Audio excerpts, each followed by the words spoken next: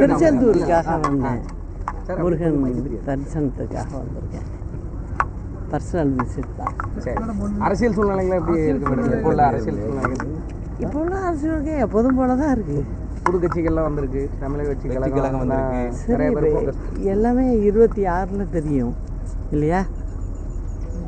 முதல்வர் தொடர்ந்து வந்து பார்த்தீங்கன்னா மாவட்ட வாரியாக ஒரு சுற்றுப்பயணத்தை வந்து தொடர்ந்து பண்ணிட்டு வர்றாரு.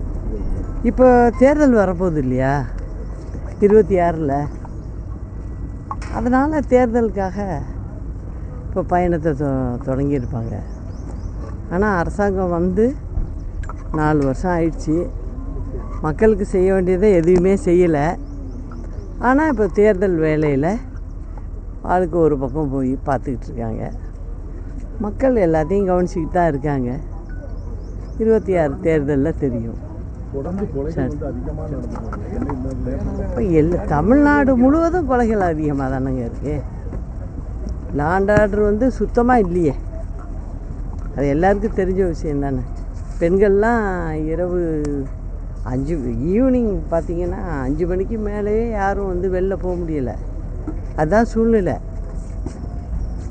ஆனால் வந்து அவங்க ஆட்சியில் ரொம்ப நல்லா செய்கிற மாதிரி ஒரு பிம்பத்தை ஏற்படுத்தி போயிட்டுருக்காங்க.